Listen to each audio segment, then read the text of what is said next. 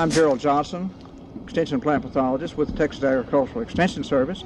For the next 60 minutes, we'll be discussing oak wilt, identification of it and how it is spread, and some on control. We'll divide this time into 5 different sections. First, we'll start with a brief introduction. Then we'll talk about the symptoms, how to identify it in the field based on foliage. We'll then discuss spread, whether it be by insects or through root spread. Then we'll talk a bit on preventing it from coming into an area. And finally, we'll discuss injection using a product called Alamo that has recently been cleared for the control of oak wilt. I've been involved with the oak wilt program for the last 12 years. Now then, let's take and go to a lecture that I recently gave at Cuero on oak wilt, and then we'll come back and see how we're progressing on this tree later. Thank you.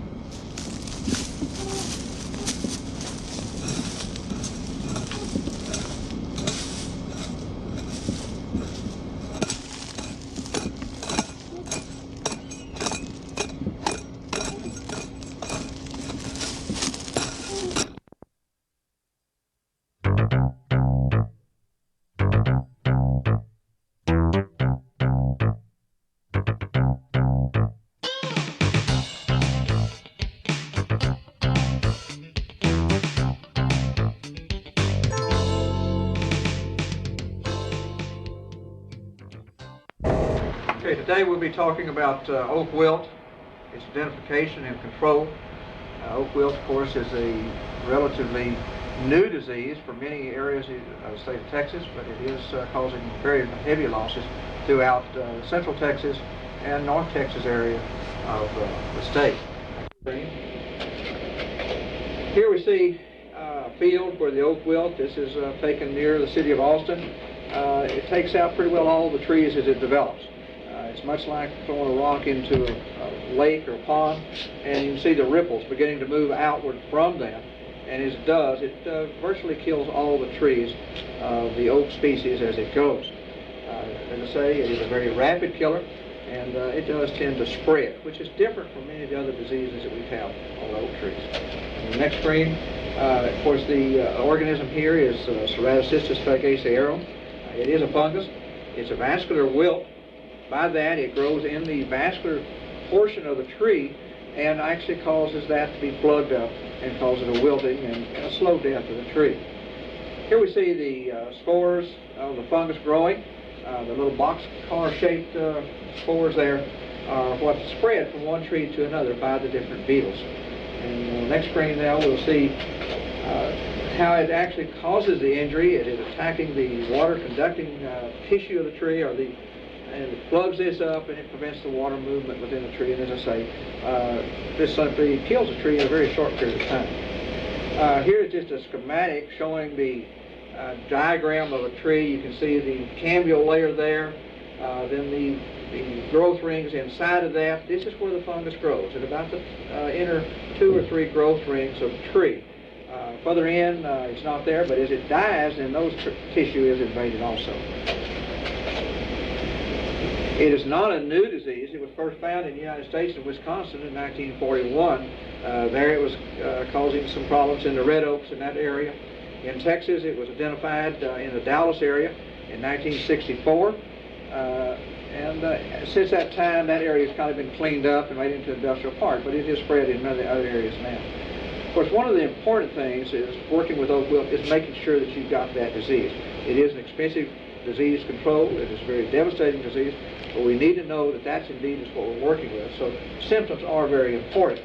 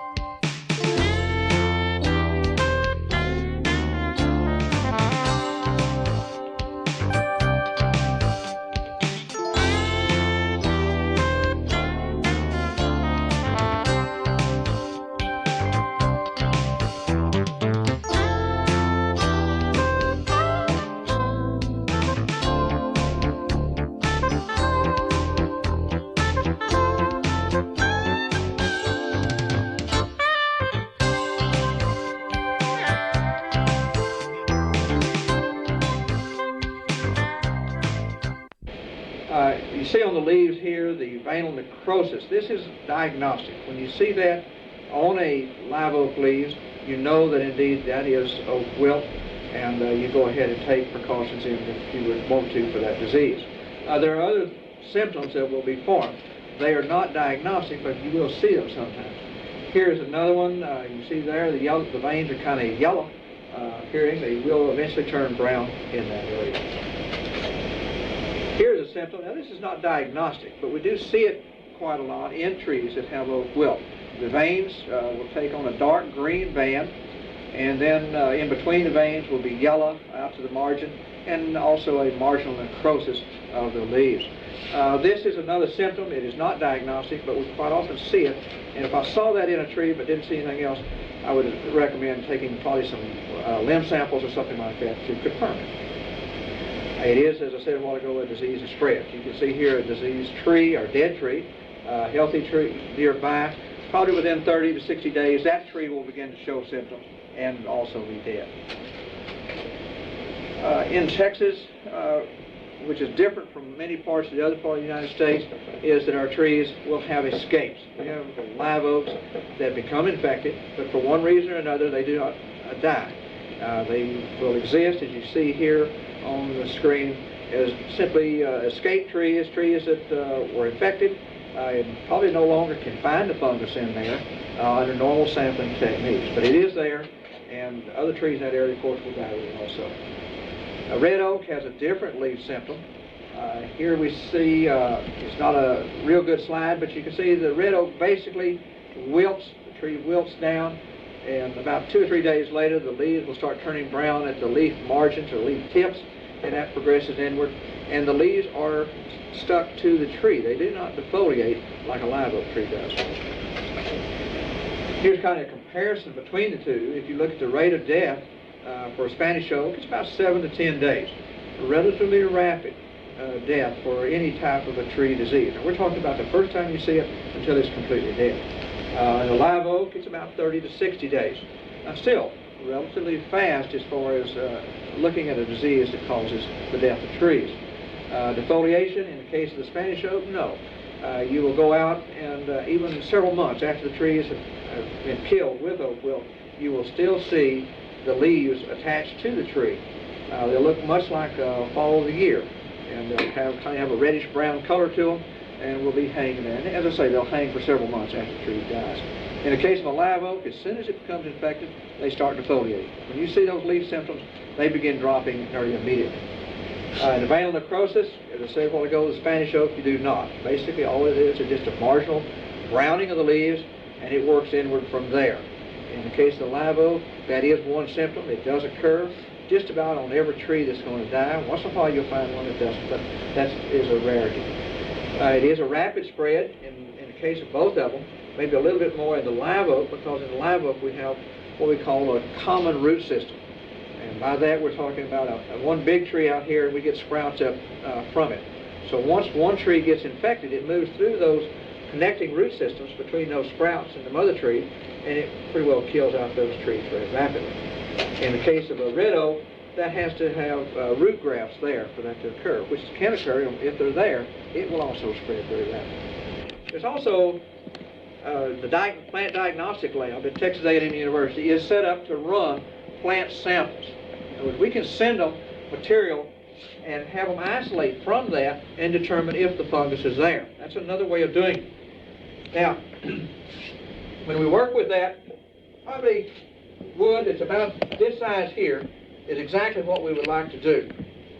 We would like to take and cut like here. Let's say this has come off of a tree that's showing some wilt symptoms. We will cut it here.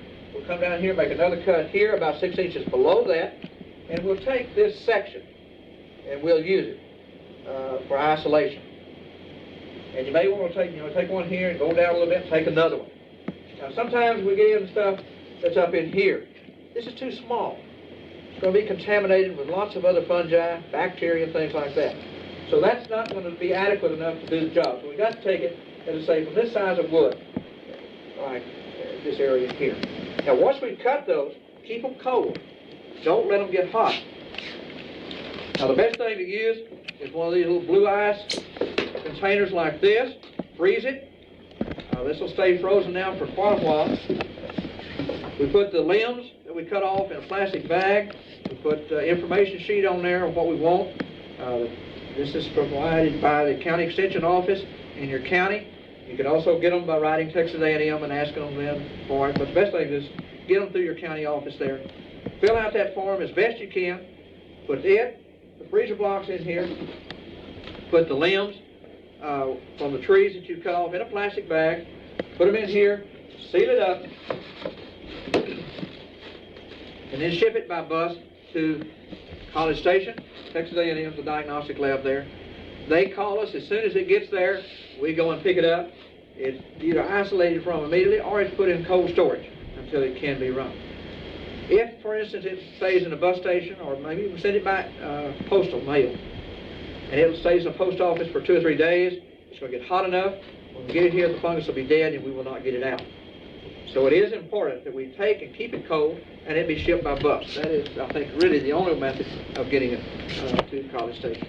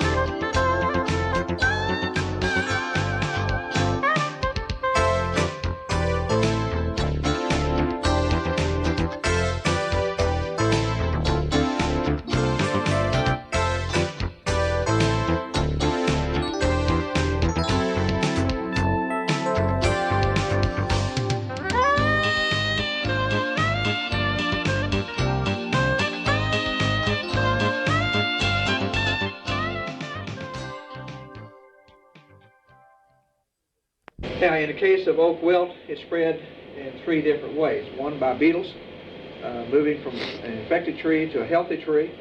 The other one is moving by root grafts from a diseased tree again to a healthy tree. Or it may be a common root system as we have in the live oak in moving. Now, the insect spread of the oak wilt fungus, this is kind of a schematic drawing of what we're looking at here. You can see the nidodulid beetles, the little sap-feeding beetles. They are come and are attracted to what we call fungal mats on the tree. These mats are simply the fungus that's growing on the wood of the tree, beneath the bark of the tree. It has a sweet odor to it, much like apples. The beetles are attracted to that. They come in, they walk around in it, they pick up those little spores that we saw a while ago, and then they carry those then to a nearby tree, maybe that's been wounded, maybe pruning, maybe a windstorm come through and damaged it. You've got a lot of bleeding where the limb was damaged.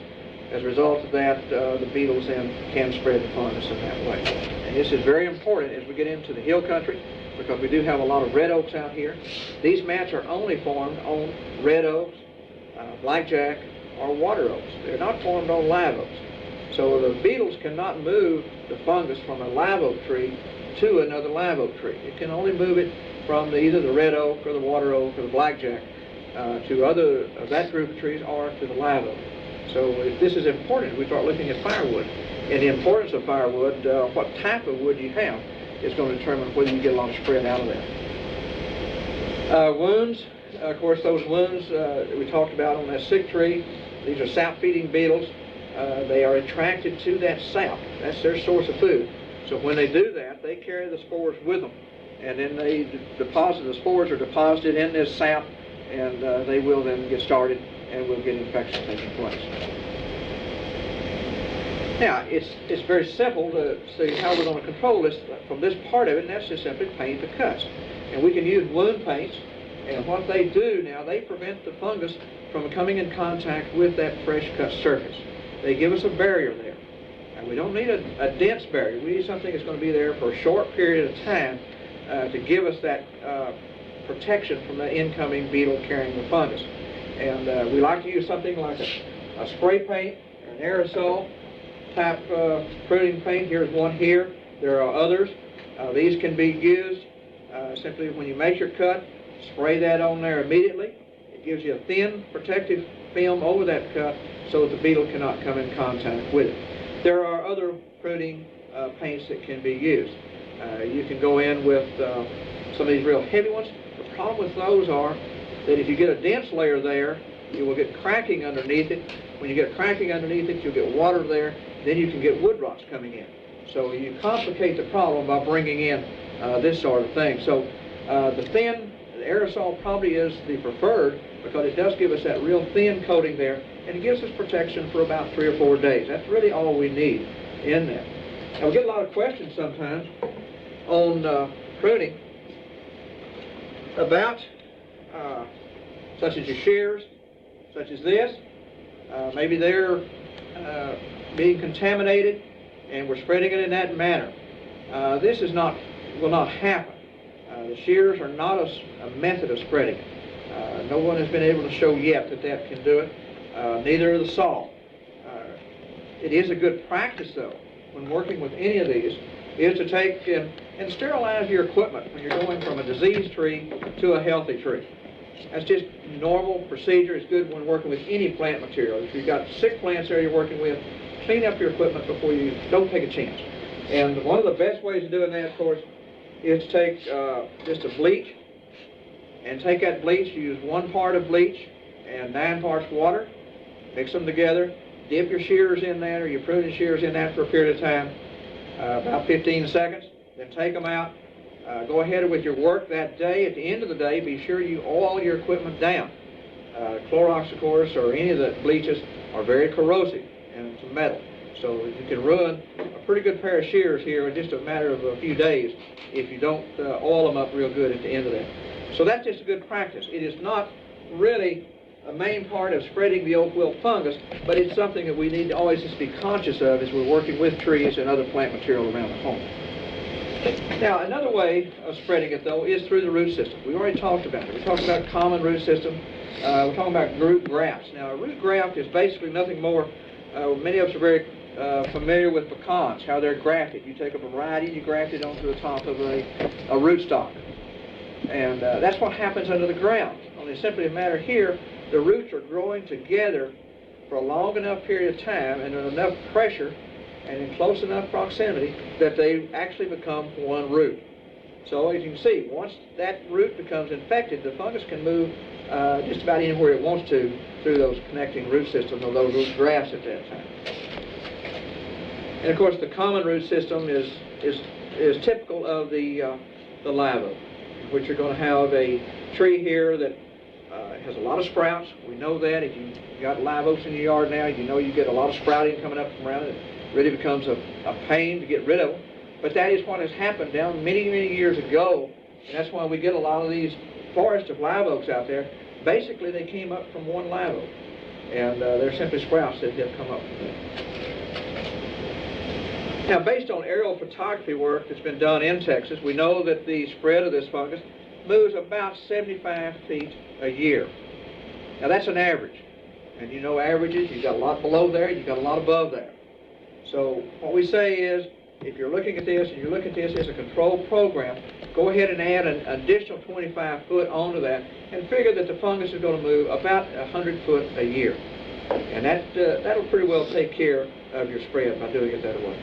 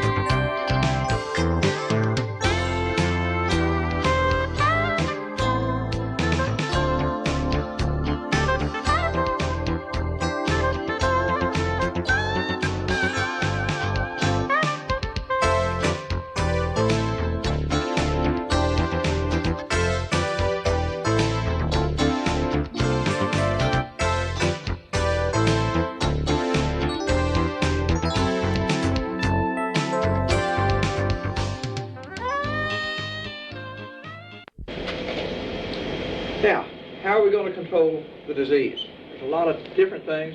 Many of them have to be used in connection with each other to be effective. Trenching is one method. Tree removal, simply go in and take out an area of trees so that you break that root system up so that the fungus cannot spread. Pruning, we've already talked about pruning and the importance of pruning, how this is an area that beetles can get in and can spread it. So we've got to control our pruning, watch to make sure that we do it properly, and we do it in a timely manner, and we also paint those cuts as should be. Firewood is a method of spreading it, and we've got to control that firewood because we can actually move the fungus and the beetles from one area to another in the firewood. A good example of this is in Lubbock, Texas. For instance, there a few years ago they brought in a load of firewood from the hill country. They stacked it underneath a block of trees. That spring then, that lady's trees came down with oak wilt. And it was spread in that manner. It's firewood. There's no root grass moving through there. The beetles can't fly that far. Generally, these beetles only move about 300 yards, and if they just pick up and start flying in a direction, so they're not really big flyers, but they can get up in the air and be blown. But in this case here, it had to be moved into firewood, and that is how it was. So firewood is important. Midland is another area where we got oak wilt now, and again, it's traced back to firewood being brought into the area. Now, if we're looking at the best method of controlling it, and we're going to talk about two different things today. One of them is controlling the spread, keeping the fungus from moving into an area, stopping it from moving out into another area, out of your area into somebody else's. And then we're also going to be talking about saving trees. And we'll talk about that a little bit later. Right now, we're going to be talking about creating a buffer zone. Now, by a buffer zone, basically we're looking at this, and you look at the D, it stands for dead trees, and S is sick trees. And we kind of established that as the front of the developing fungus. And as I said earlier when we started, we talked about this thing as throwing a rock in a pebble and it starts moving outward. Well, as it does that, that's the front. And we use that then as the first line. That's an imaginary line on the ground out there. And we go 100 foot out from that. And that's where we'll put a trench, or if we're going to, let's say, remove the trees or use herbicide to kill them. In that 100-foot zone there is where we're going to do that. And we're going to kill that out and as I say, work up that root system, destroy it some way so that, again, the fungus cannot move across that. That's a buffer zone.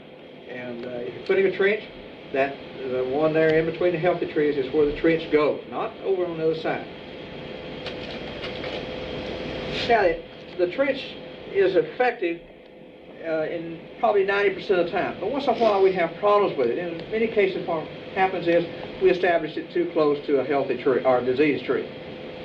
Maybe we didn't pick up that tree and looking it over, simply it just did not show up and we didn't determine it had the wilt, so we went ahead and put our trench there, but indeed it probably already had it on the other side and it kept going. The presence of a lot of Spanish and shoebarred, blackjack oaks in the area. Remember, these are the ones that form the fungal mats.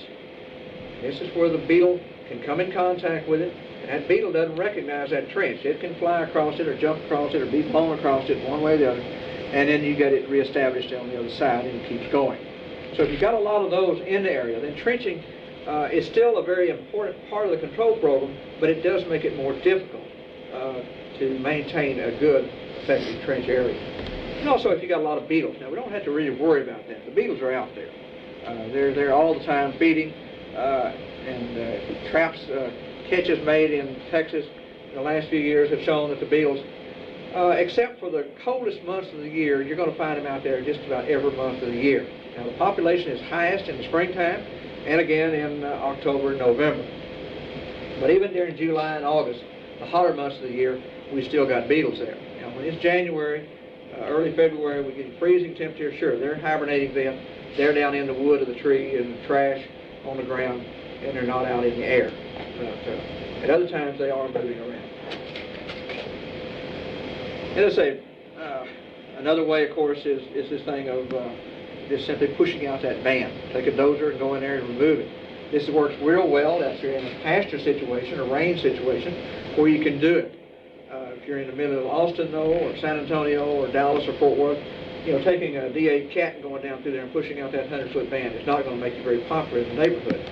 So I think you have to fit the techniques with the location that you're working. Pruning, of course, pruning, we already talked about it, but it is very important because this is how it gets spread.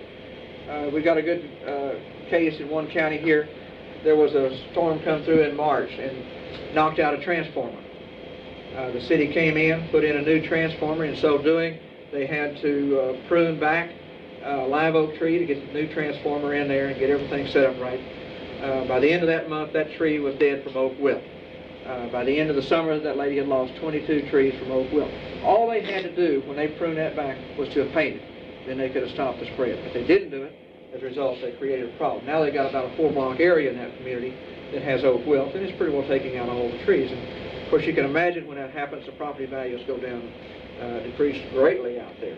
And so I think it's important for us as homeowners and property owners. It's also important for cities, utility companies and stuff like that. Be aware of this and do the painting and do what's needed to keep these trees healthy. It's best to do your pruning in the wintertime, but you can do your pruning during the summer. I would suggest wound paints be used, and I would put them on immediately. Don't wait 2 or 3 days to go out and put your wound paints on. If you do that, the damage is already done.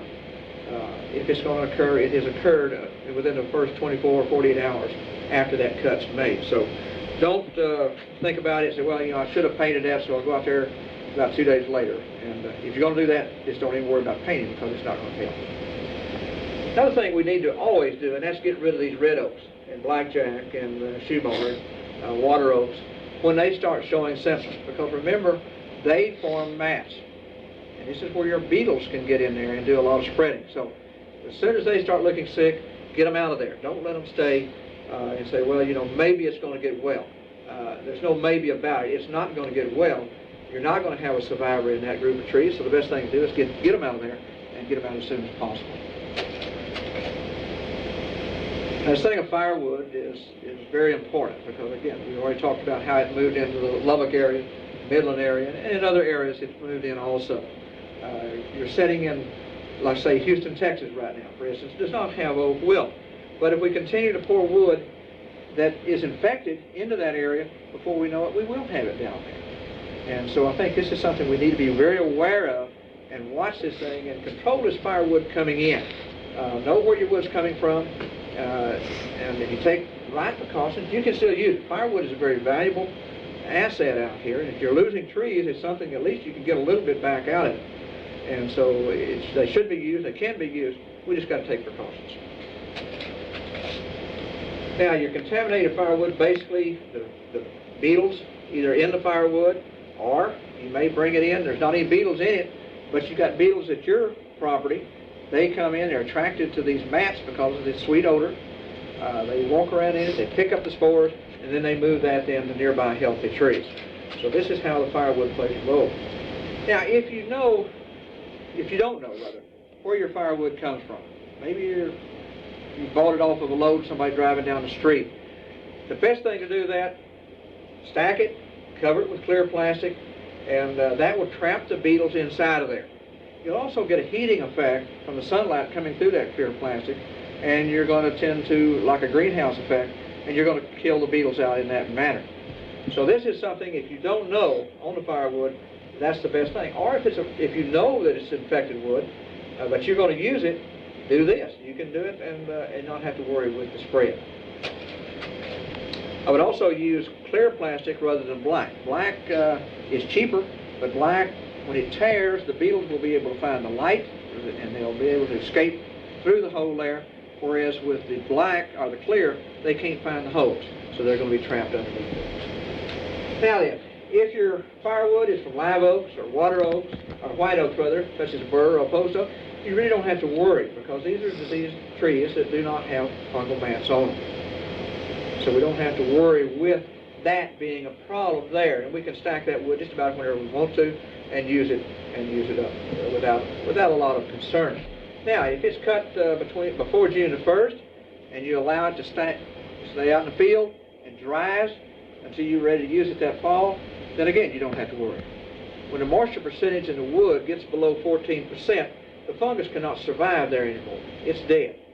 And of course, the beetles would be gone also. So you really wouldn't have to worry. So that's another way of doing it. If you know you've got diseased wood, cut it, stack it out there and let it dry. But don't cut it in October, November on trees that are just in the process of dying and bring that in, because then that will be contaminated and will, of course, cause some problems.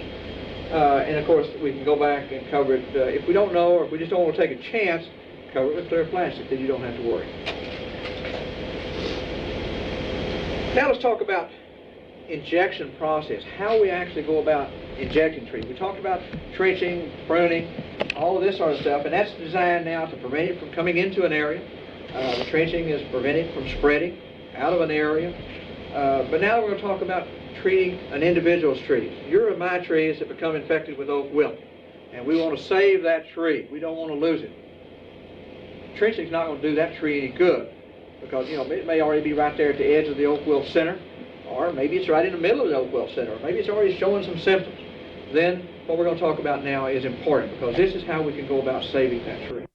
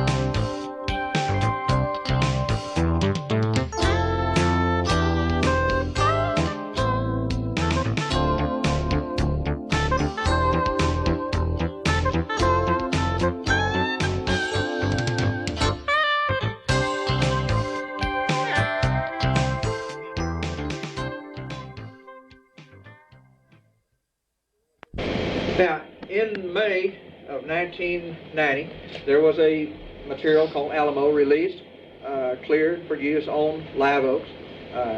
It is a systemic fungicide, which is applied as a trunk injection for the prevention and control of oak wilt. Remember, it is a systemic. We'll talk about systemic a little bit more, because it's not a true systemic as we normally think about it, like an insecticide, where we can put it in the ground and it moves all through the plant. This does not. The trade name is Alamo. The chemical name is propiconazole. The concentration is about 14.3%, or 1.1 pound per gallon EC. It is the movement, as I said, it's a systemic, but the movement is upward in the plant. It will not move downward in the root system. So this creates us a little bit of a problem, and that if we treat this tree, it's going to move up and it's going to protect the top of the tree, but the root system may still be infected with oak wilt, and we know that it is. And we've shown this where you treat a tree here, and it'll simply move through that group of trees on into the next tree over there, and you get further spread. So we're saving the top of the tree, but the root systems are still infected, but it doesn't affect the top. It continues to grow and does normally.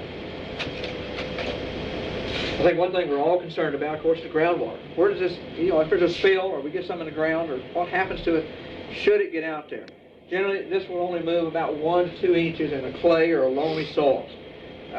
So that, we're not moving it into the soil. And sometimes I wish it would. If we would, we could go out there and spread it on the ground, let the roots take it up, and then they would carry it all the way to the top of the tree. But if we can't do that, it won't move. Only in very deep, sandy soils can we get upward movement by the root system like that. And there it takes much higher dosage rates to do it.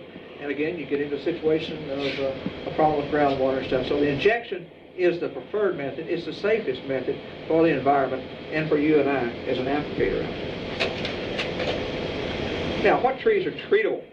I think that's the first thing, if somebody comes in, I've got sick trees, I want to treat them.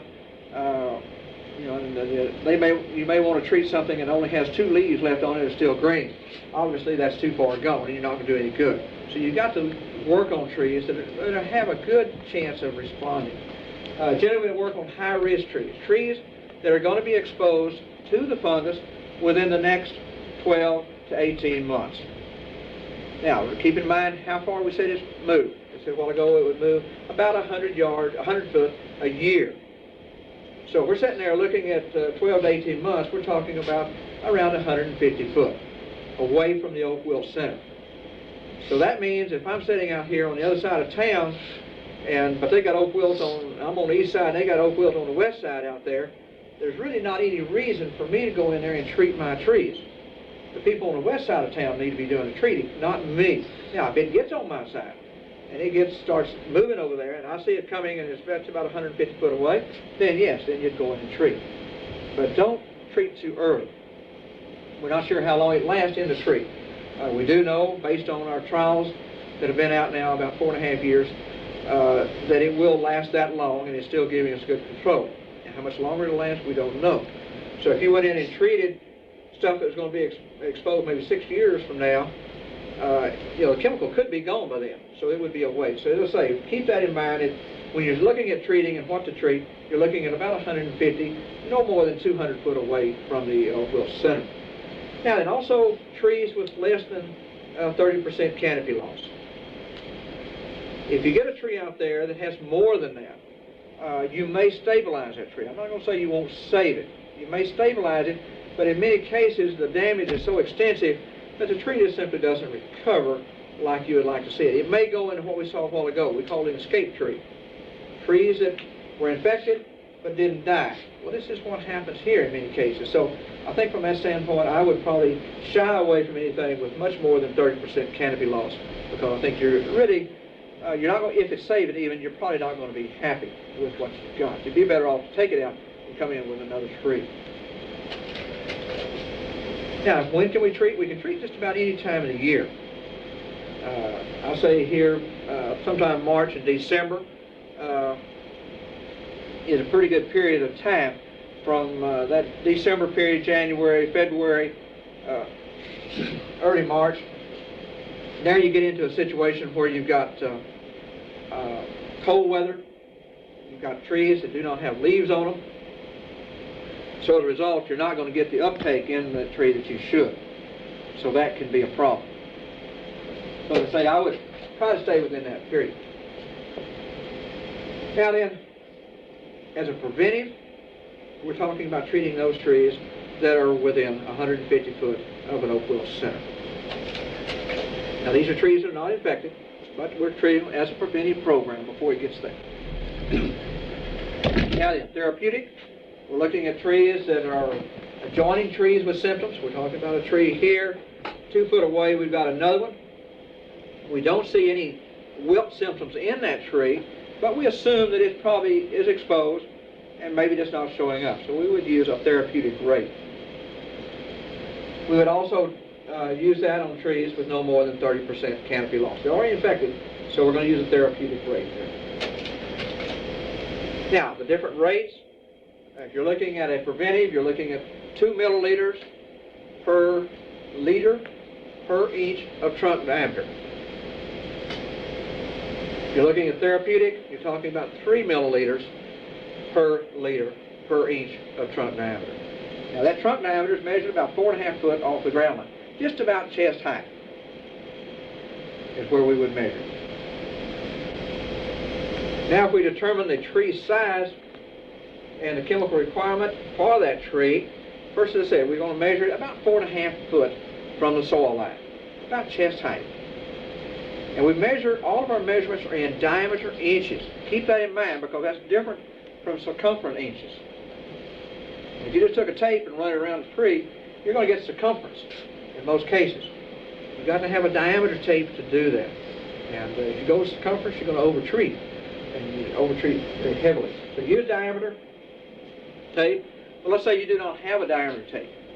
We can then take that tape, measure it, get circumference, divide that by 3.14, and that'll give us then diameter inches. So we can convert it right there and figure out how much we need. Also, if you've got multiple trunk trees, trees that come up from the ground but then spread out, measure each trunk separately, add them together, and then get a total, and that's the rate that you put in for that tree. Sometimes we get into a situation where we got a lot of trees coming up. We talked about sprouts, common root system, and live oaks, that's very common. And you look at it and you say, well, all of those trees are the same. So we don't just hook one tank up, put a big tank on it, just treat all 4 or 5 trees at the same time. The problem with that philosophy and that technique is you may have one over here that's still doing a pretty good job of transpiring and growing, whereas you've got some others over here that are not doing that well. There's more damage in them. So the result, when you treat it, that one over there that's still good is going to get all of the chemical, and the other one then are going to be left out. So it's best, if you will, go in there and when you've got a multiple trunk or multiple stand of trees, but you know they're on the same root system there, treat each tree individually. That way, if that tree is a little bit sick, it's still going to get its share of the fungicide it needs to be.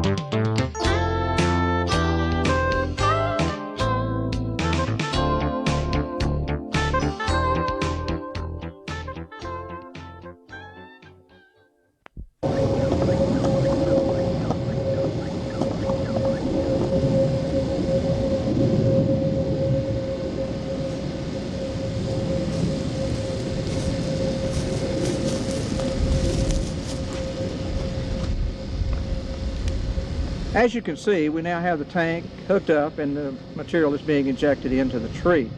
This process will take anywhere from 30 minutes to possibly 24 or 48 hours. The length of time will depend upon the health of the tree. One that is still full leaf and is transpiring well will take the material up much quicker than will one that is half dead or maybe has some field soil or something like that that has weakened the tree in some way. Now then, let's go over the injection process step by step and become familiar with how the actual injection is done. Step one is to use proper safety garments and tools when applying Alamo. It is important to use a face shield or goggles to protect the eyes, also chemical resistant gloves and a long sleeve shirt. I prefer a face shield because it gives you a little more protection than does the goggles, but either one would be acceptable. Also, when working around this, it's important that you keep children and pets away from the area so that they do not accidentally get exposed to the pesticide. This is an interesting piece of equipment. They may reach down and pull it off and could get some in their eyes, so it's best to keep them away during the injection. Step two is preparing the tree for injection. In this, we will remove the soil away from the base of the tree, exposing the flare roots. These are the roots that grow at or slightly below the soil surface, laterally along the soil. These are excellent roots to inject into. The rough bark is not present. In addition to that, it gives us many more injection sites as we go around the tree rather than going into a lower trunk injection. We use a stiff brush, a hoe, whatever is necessary to remove that soil from around these roots. We need to be very careful in doing this so that we do not damage the roots in any way. The more flare roots, the better normally the injection will be. Sometimes it's necessary to take a small garden trowel or something like that and work in around these roots to expose that flare as it should be.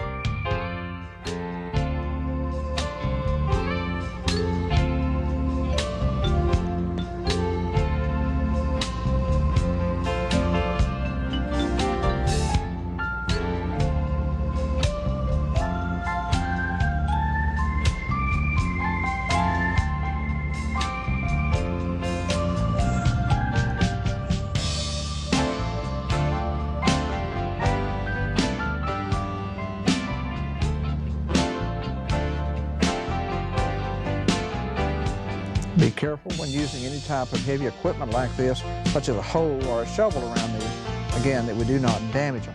If we do injure that root, then we may get some leakage in around it. Step three is drilling the injection ports and attaching the harness and the tank to the tree.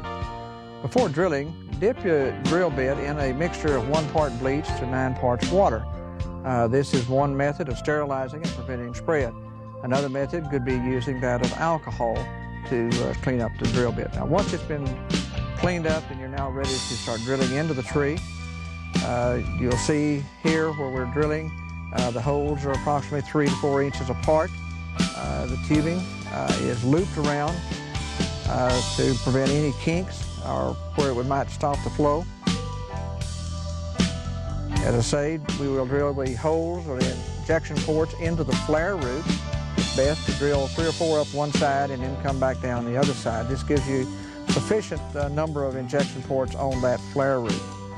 This is then continued around the tree.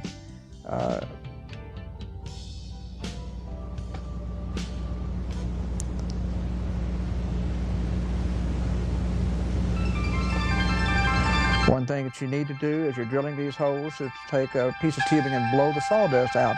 This will prevent that hole from being clogged up with any sawdust left during the drilling process.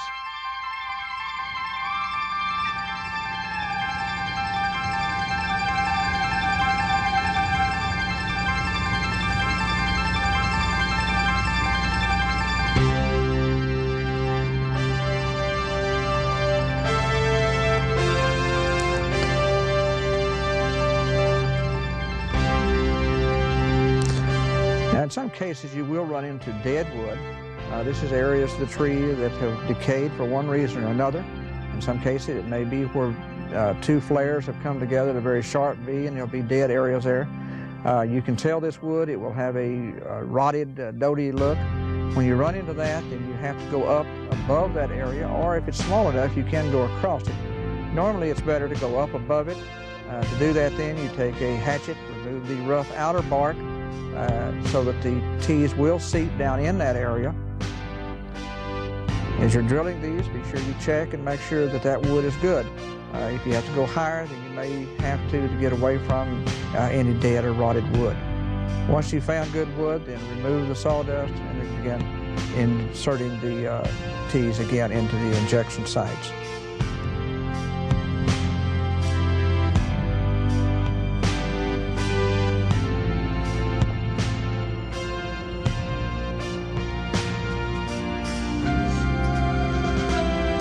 Now, as soon as you have gone over the area of dead wood, then go back down to the lower area and get back into the root flares as soon as possible.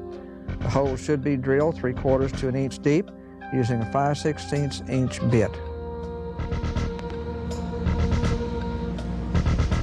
Step 4 is charging the system. We've drilled the holes, everything is now in place, and we're ready to measure our tree, put the material in there, and start the injection process. Here we see the units have been set up. You can see the number of flares that have been drilled, and the tubings are all in place. We now determine the diameter of the tree at 4.5 foot from the soil line. We're using here a diameter tape, which will actually give us the direct reading in diameter inches.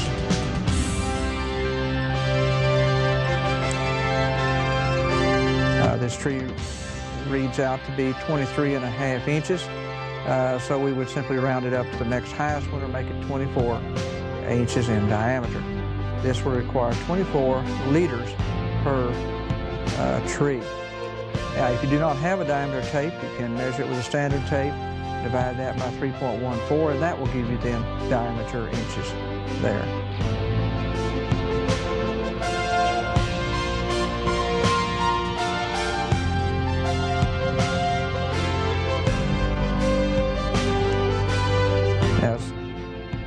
As we see here, a 24-inch tree will use 24 liters of water or 48 milliliters of Alamo as a preventive program. The Alamo container has been graduated in milliliters, so we can actually measure it right in the container. This prevents us from having to handle it, find some type of a measuring device that will use it. And once we've measured that out, then it's poured directly into the tank. Be sure and replace the cap, tightly seal so that you do not get a leakage or spill on anything. We're now ready to pressurize the tank. I would suggest that you tighten it up real well. Begin putting a little bit of pressure, close the valve, bring the pressure up to 20 pounds.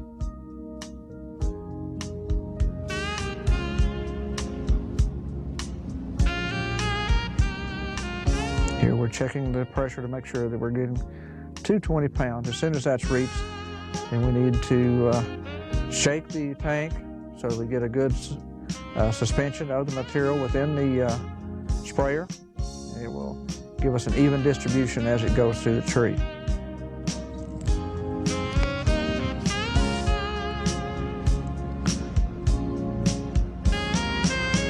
Bring the pressure back up to 20 pounds. Turn the line on now. So this will allow the pesticide solution to flow around the tree.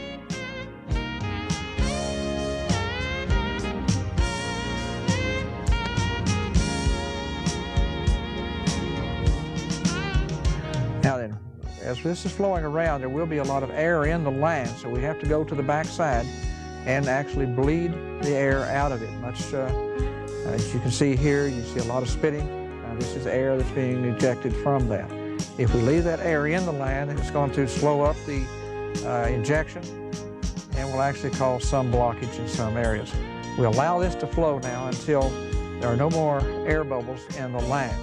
Once that is completed, we can close it. Remember that the material you caught now needs to go in that tree because that is part of the material to be used in injection. Now, once you've done that, it is a closed system. You may have a few leaks. It's necessary now to go around and check for these. In some cases, the tubing may be worn. This allows it to slip back on the tee a little bit. We need to put that, push it back up tight, snug. If it still does not, if it still continues to leak, then you will want to go on and put on a new piece of tubing, or maybe cut that end of that tubing off if it's still large enough to reach from one tee to the next. Now, some cases you'll have them leaking in around the tees. If that occurs, then take a mallet, lightly tap each tee so that it stops the flow. Now, do not hit them real hard because this will restrict the flow. It will actually drive that tee up against the back of the hole and prevent it from moving.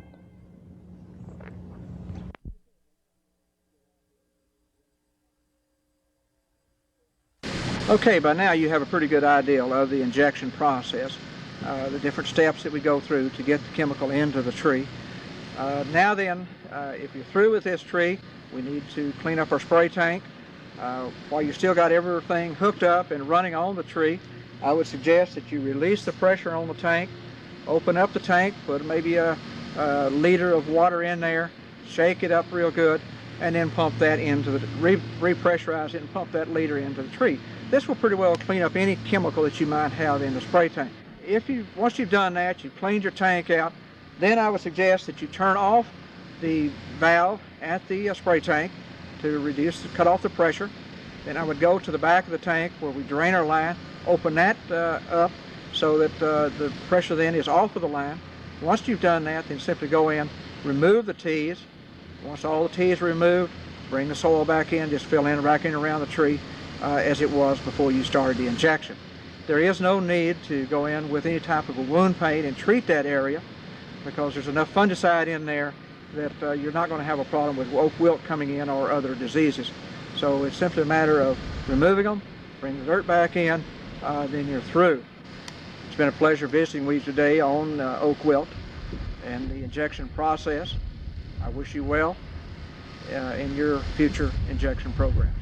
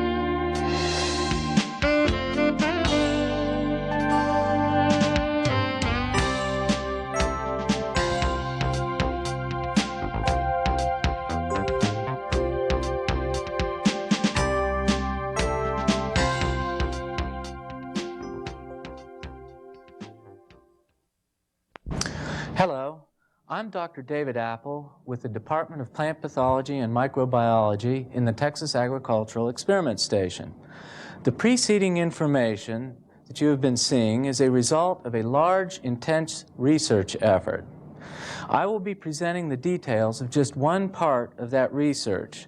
That is the basis for recommending Alamo as a fungicide for injection in an oak wilt management program. In setting up an experiment for testing a fungicide for oak wilt control, it was important to establish a number of criteria to prove that indeed the fungicide was effective in controlling the disease. For example, in all cases, our experimental plots were established to compare survival in terms of percentage crown loss in treated trees to levels observed in untreated trees. This is an important consideration with oak wilt and live oak because some trees do survive without any treatment whatsoever. So therefore, we always have to prove that we have raised the level of survival in the treated trees above that level in the untreated trees.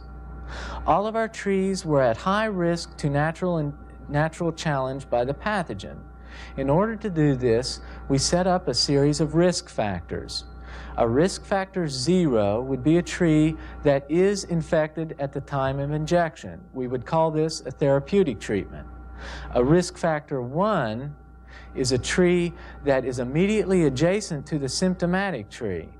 Now, a risk factor 1 would not be showing symptoms. However, we always assume that a risk factor 1 tree is being infected by the fungus. It is just not yet showing symptoms. A risk factor 2 would be 2 trees removed from the symptomatic tree, and we would assume that a risk factor 2 tree would be a tree that is not yet being colonized by the fungus, and therefore when we inject a risk factor 2, it is a preventative treatment. We also have risk factor 3, risk factor 4. These are trees that are 3 and 4 trees removed from the symptomatic tree. All of our injected trees are usually within 100 feet of the symptomatic tree so that we can be certain that within a year to 2 years following treatment, they will be challenged by the fungus. We did use the exposed root flare technique in all cases, and the majority of our trees received only 1 treatment. We have tested treatments in 2 consecutive years, but we have found that they are at this point not yet necessary. Our rates were developed along the same lines as those injection rates that are used for Dutch elm disease, in that we used 1 to 3 liters volume of fungicide per inch diameter of tree. And we worked at several different rates within that 1 to 3 liters. We eventually settled on 1 liter per inch diameter with the rates that are currently being recommended. I would now like to show how we judge crown loss in the trees. The tree depicted here has been infected by the oak wilt fungus for approximately 2 to 3 years. This would be a tree that is surviving without any treatment whatsoever. It has sustained approximately 40 to 50% crown loss. We judge that by looking at the amount of bare branches that are left remaining in the tree and compare that to the amount of branches that are still holding their leaves to make this subjective judgment of how much crown loss. This is how we judge whether or not treatment works. If we could look at the next series of trees, we would see that we have different patterns of disease development in the crown. For example, this particular tree is sustaining approximately 60 to 70% crown loss, with only growth occurring along the major limbs and branches. Next, we have several trees that are sustaining 80 to 90% crown loss, and in the background, we've got some trees with 100% crown loss. These trees are completely dead. By looking at the amount of crown loss, we can judge whether or not we have control with an injected fungicide. Now I'd like to take a look at some graphic data on some of our treated plots. This particular plot is located just approximately 12 miles north of Austin, Texas, near Round Rock, Texas. This particular plot had 8 treated trees in it and 8 untreated trees in it that we could follow over a 3-year period to determine fungicide efficacy. Starting at time 0 in June of 1987, the untreated trees went from an average of 0% crown loss when they were healthy to at least 85% crown loss at the time the experiment was terminated. This is a dramatic increase in disease development over a 3-year period, and it is what we have come to expect from natural challenge by the oak wilt fungus. Now let's look at the 8 treated trees. The 8 treated trees went from 0% crown loss to no crown loss, to approximately 5% crown loss after 3 years. We can assume that this lack of crown loss in the 8 treated trees was due to treatment with the fungicide. Looking at the trees in the field, they show to be completely healthy in 1987. This is what they looked like in 1987. And then 3 years later, we can see that the fungus has caused a lot of mortality in the stand. However, if we look at the perimeter of the plot, we can see one of our treated trees very easily. It is the tree with the full crown on it.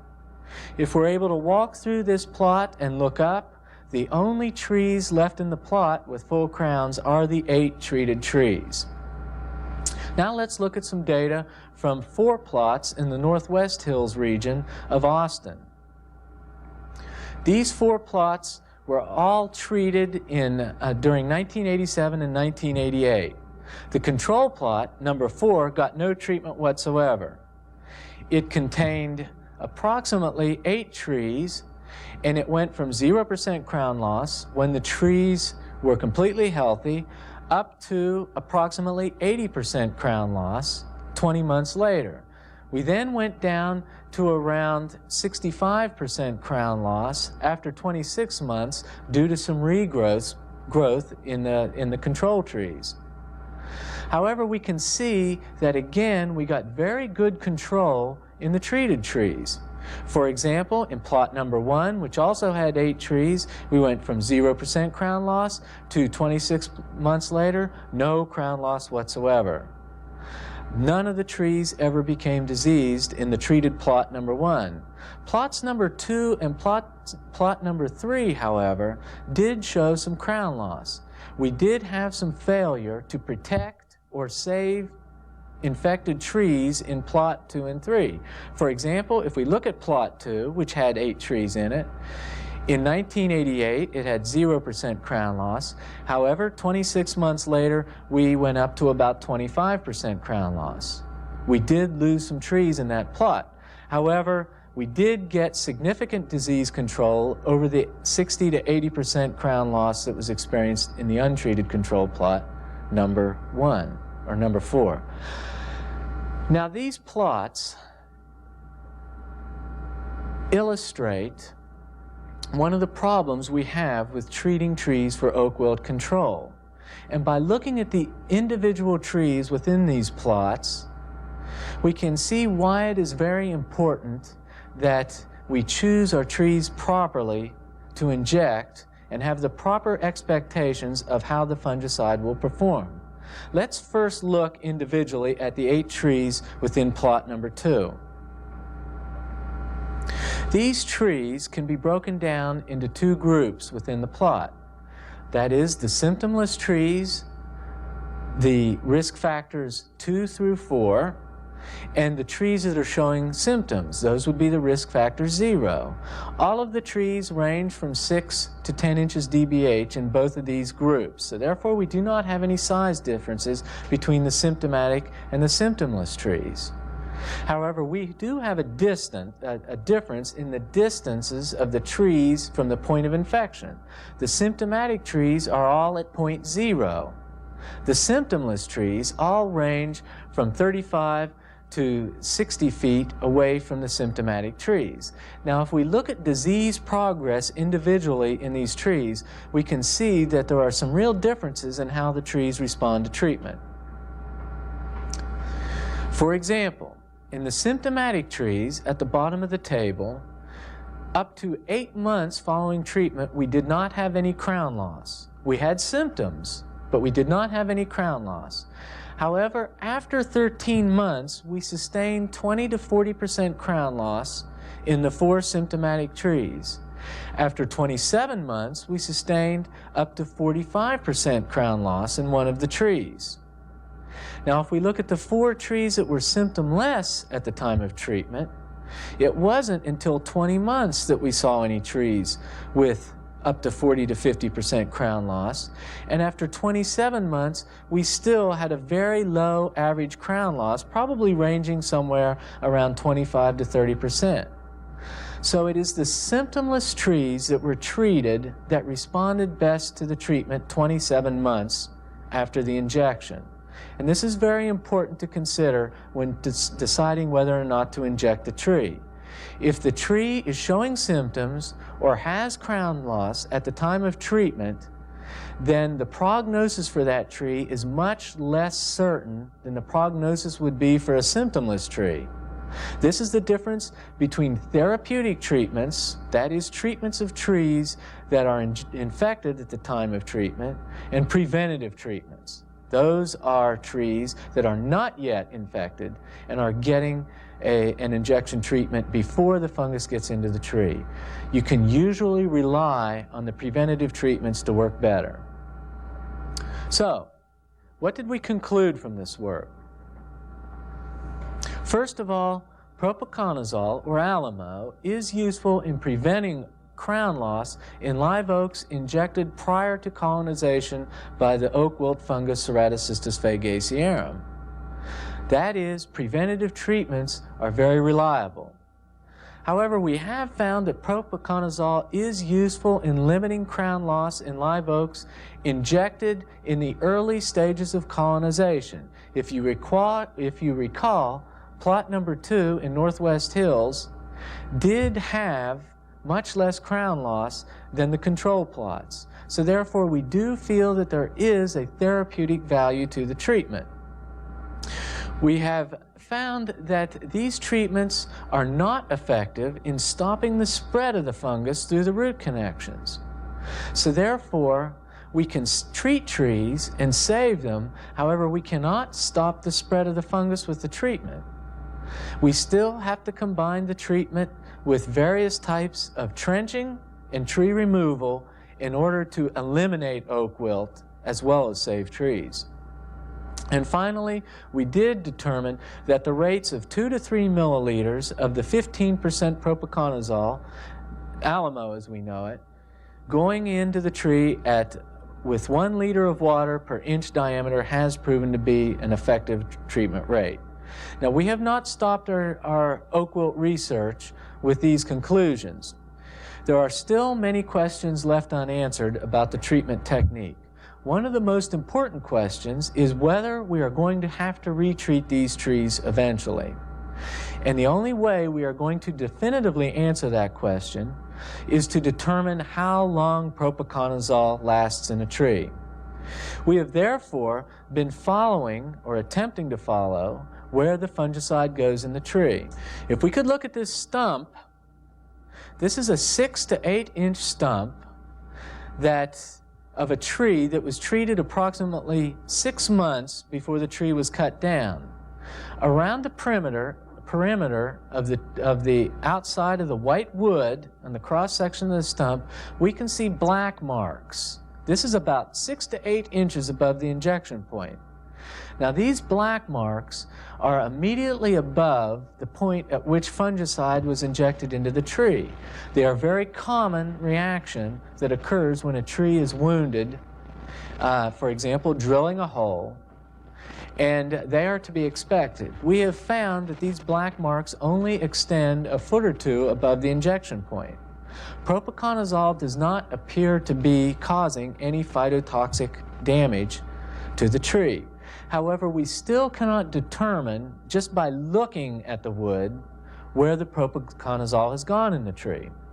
We have had to develop a technique where we extract the fungicide from the wood, and then we develop it using a technique called thin layer chromatography, and we are then able to test the developed TLC plates to determine where the fungicide has been. This is a developed thin layer chromatography plate on which known concentrations of propiconazole were spotted along the lanes in the bottom portion of the plate. Propiconazole is dissolved in an organic solvent so that when we develop the plate, the organic solvent will diffuse up the individual lanes carrying the propiconazole with it. For example, if we look at lane number 1, we can see a white spot approximately 8 centimeters above the point of origin in the lane. This white spot occurs because that is where the propiconazole came to stop as the plate developed. We get the white spot by taking a fungus, growing it up, making a suspension of the spores, and spraying it on top of the thin layer plate. Since propiconazole is fungitoxic, the fungus will not grow where the fungicide occurs. Therefore, in lane number 1, we had a spot of fungicide approximately 8 centimeters above the point of origin, and it shows up because the fungus cannot grow there. That's why we have a white patch in lane number 1. If we go across the plate, we can see that we also had fungicide in our solutions in lane number 2, in lane number 7, and in lane number 13. The white spots show up very nicely. Now we can use this technique to determine where propiconazole goes in the trees by injecting a tree, then cutting it down, bring it back to the laboratory, processing the wood, extracting the wood, and determining whether there is propiconazole in the extracts. It is with this technique that we hope to determine how long the propiconazole remains in the tree before it breaks down. We will also be able to determine whether certain times of the year are better than other times of the year in getting good fungicide distribution in the tree. Further, we will be able to determine which trees are the best candidates for injection and which trees are probably not going to be good candidates by looking at how fungicides distribute in the various types of trees. It is with this sort of research that we hope to be able to refine the use of Alamo so that we will be able to improve the rate of success we achieve with intravascular injection.